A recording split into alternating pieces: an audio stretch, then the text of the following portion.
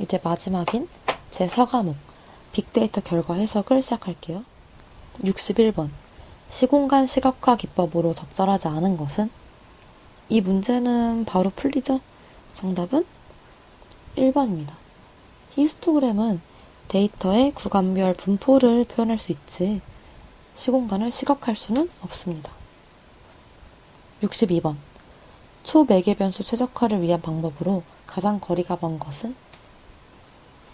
우선 초매개 변수와 매개 변수의 차이점을 먼저 짚고 넘어갈게요. 초매개 변수 그러니까 하이퍼 파라미터와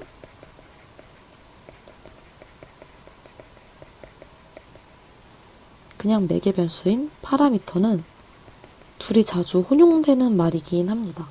하지만 둘이 같은 말은 아니죠. 이 파라미터는 모델 내부에서 결정되는 변수입니다. 반면에 하이퍼 파라미터는 모델링 시에 사용자가 직접 설정해주는 값입니다. 예를 들면은 KNN에서 K값이라거나 아니면은 서포트 벡터 머신에서 C값 이런 게 다 사용자가 직접 설정해줘야 되는 거죠. 다시 말해서 파라미터와 하이퍼 파라미터를 구분하는 기준은 사용자가 직접 설정하느냐, 그렇지 않느냐입니다. 그래서 하이퍼 파라미터를 최적화하는 방법에는 베이지안 최적화, 그리드 탐색, 랜덤 탐색 모두 포함되지만 경사하강법은 파라미터 조절에 사용됩니다. 그렇기 때문에 정답은 4번이네요. 63번 다음 그래프는 2012년 홍콩의 수출 품목 분포를 표현한다. 이러한 유형의 그래프를 무엇이라고 하는가?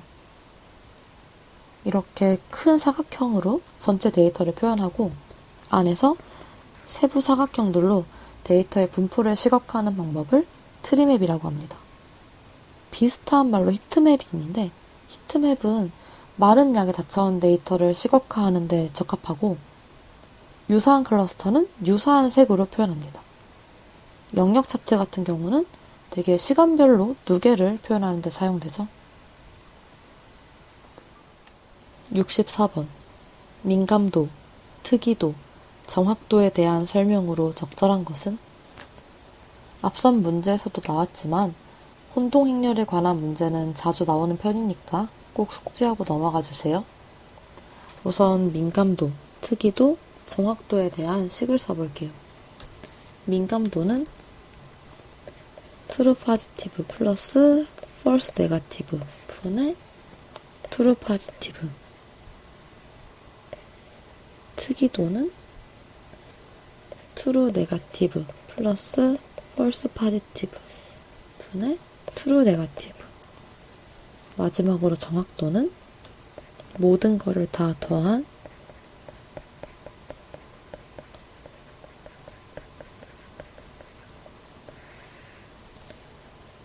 거. 그리고 분자는 true positive 더하기 true negative죠. 이때 첫 번째, 민감도와 특이도가 둘 다 1일 때 정확도는 1이다.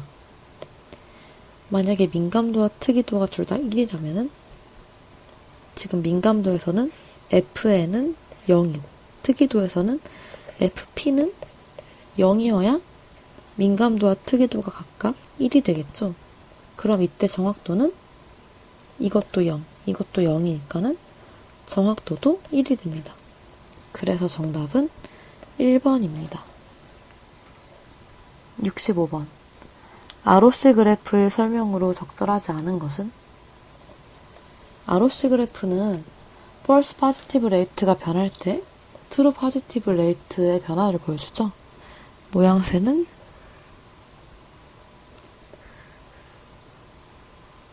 대충 이런 모양새를 띄고 있습니다. 그래서 여기서 이 가로축이 false positive rate인데 이건 결국 1에서 특이도를 뺀 것과 같죠. 다시 말해서 이쪽으로 갈수록 1에서 특이도를 뺀 값이 증가하는 거니까 반대로 말하면 특이도 자체는 감소하는 그래프인 거죠. 정답은 4번입니다. 66번 홀드아웃으로 나눌 수 있는 데이터가 아닌 것은? 이 문제 같은 경우는 많이들 알고 계시죠? 데이터는 트레인, 밸리데이션, 테스트 이렇게 세 가지 데이터로 나뉩니다. 오그먼트 데이터라는 건 인위적으로 늘려진 새로운 데이터를 말하는 거죠. 그래서 정답은 4번입니다.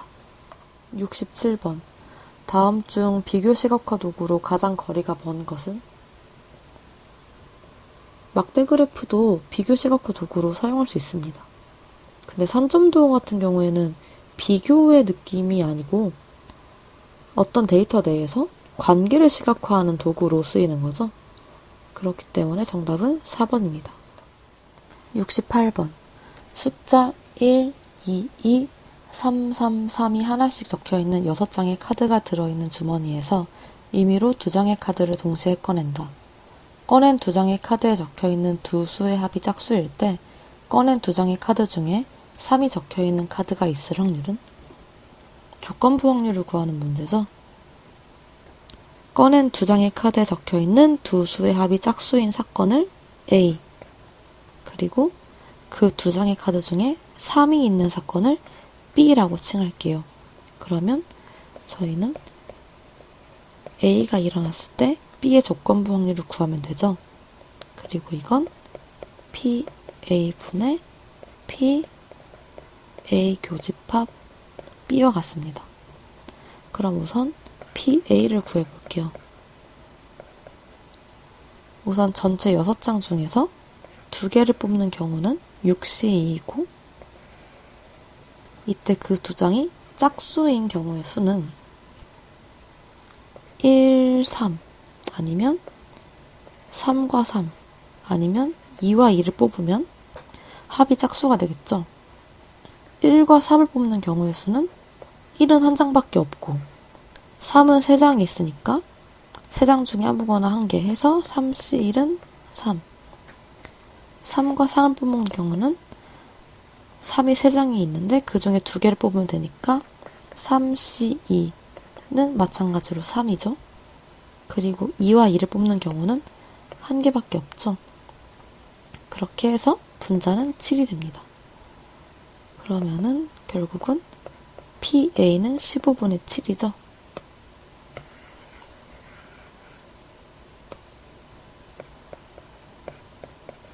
그럼 이제 PA 교집합 B를 구해볼게요. 2장의 카드를 뽑았는데 방금 저희가 뽑은 조합은 1과 3, 2와 2, 3과 3이었죠? 근데 이 중에 3이 적힌 카드가 있을 확률은 결국 이 두 가지의 경우의 수고 이거는 결과적으로 PA 교집합 B는 전체 사건이 그러니까 6C이죠. 6C가 있는데 그 중에서 지금 얘는 아까 3가지 경우의 수였고 얘도 3가지 경우의 수였죠. 그러니까 6. 그럼 계산을 해보면 15분의 6이니까 5분의 2가 되죠. 그래서 최종적으로는 15분의 7 분의 5분의 2 이걸 나누면 결과적으로는 7분의 6이 나옵니다. 답은 4번이죠. 69번. 어느 과목 수강생들의 점수는 평균이 100, 분산이 64인 정규분포를 보인다고 한다. 총 100명의 수강생 중에서 어떤 학생이 90점에서 100점 사이의 점수를 받았을 확률은 얼마인가? 지금 평균이 100, 분산이 64인 정규분포를 따르고 있어요. 그리고 학생 수는 100명이라고 나와 있죠. 어떤 학생이 90점에서 100점 사이의 점수를 받았을 확률은 우선은 Z값을 먼저 구해볼게요.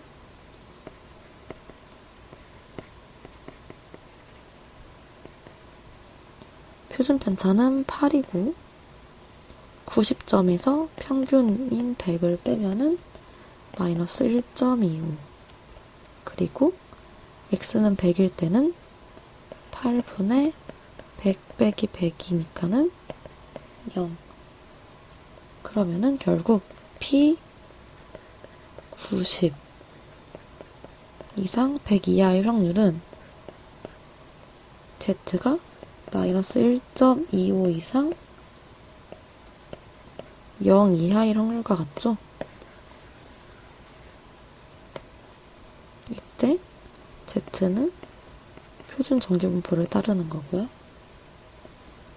이거는 결국 정규분포는 대칭이니까 0부터 1.25 사이에 있을 확률과 같고, 여기는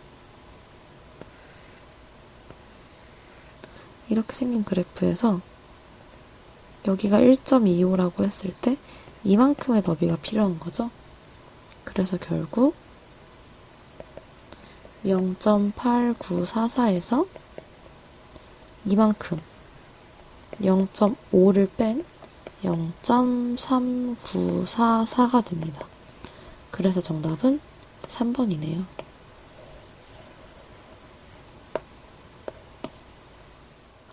70번. 선형회기식과 관측값이 다음과 같이 주어졌을 때 MSE와 MAE의 차이는? 우선 MSE와 MAE의 식을 한번 써볼게요.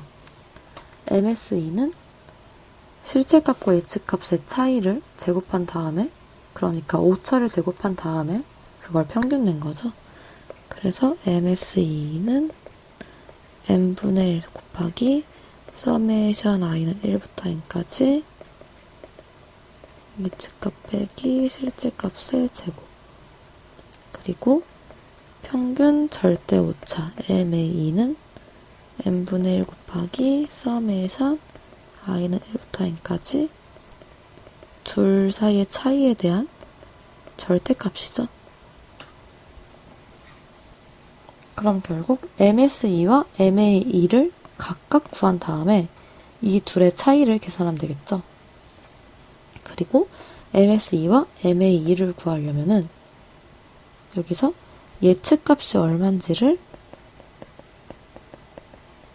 모두 계산해 주어야 합니다. 그래서 예측값이 얼마인지 계산하는 법은 이 선형회기식에 대입하면 되겠죠. 예를 들어 관측값이 1일 때 이 선형회기식에 의한 예측값은 10 곱하기 1 더하기 2니까 12가 되겠죠. 이런 식으로 나머지 관측값들에 대한 예측값을 전부 다 구한 다음에 MSE와 MAE를 각각 구하면은 이 문제를 풀 수 있습니다. 71번. 다음 중 회기모형 평가지표에 대한 설명으로 옳지 않은 것은? 정답은 4번입니다.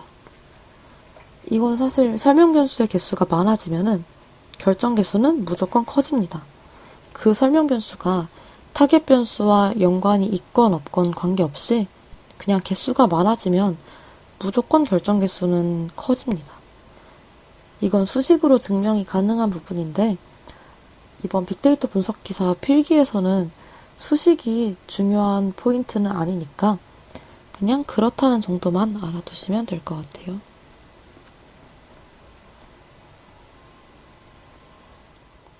72번. 다음의 오차행렬에서 민감도는 얼마인가? 민감도는 실제로 참인 것 중에서 예측값도 참으로 맞게 예측한 거죠.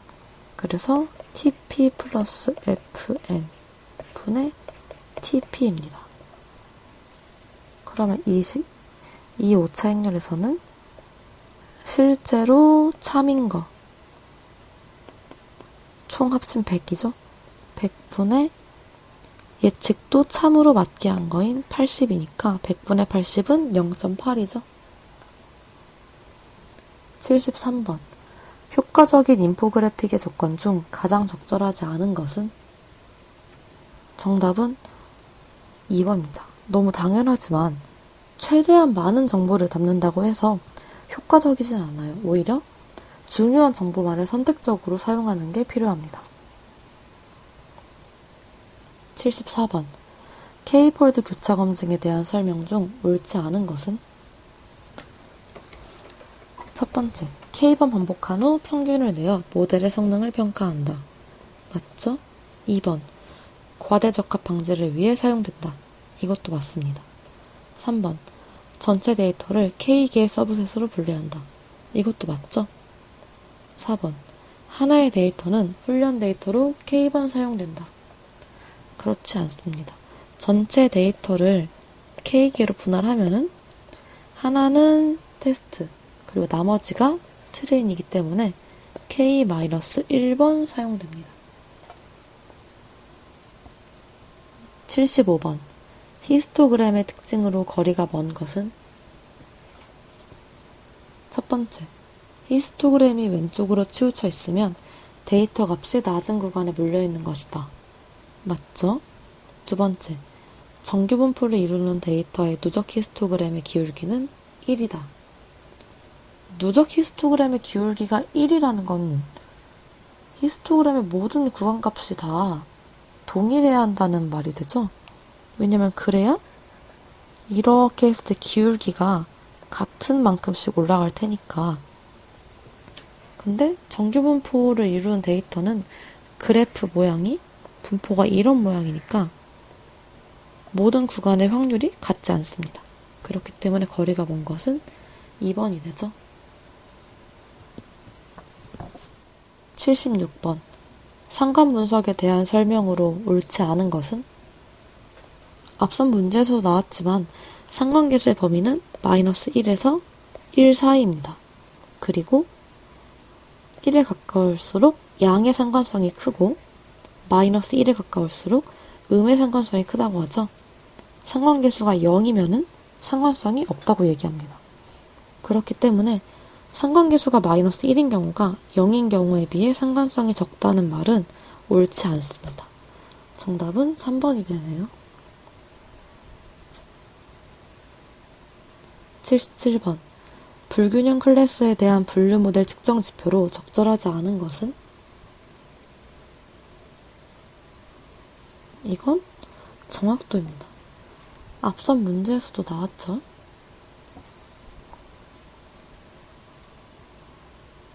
78번. 오토인코더에 대한 설명으로 맞지 않는 것은? 오토인코더는 고차원 데이터를 저차원으로 바꾸는 걸 인코더에서 수행하고 그 다음에 저차원을 고차원으로 바꾸는 걸 디코더가 수행하죠. 그렇기 때문에 정답은 3번입니다. 여기에서는 인코더라고 나와야 맞아요.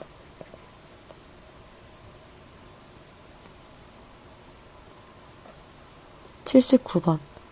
군집 분석 모델을 시각화하는 방법으로 가장 알맞은 것은? 정답은 1번입니다.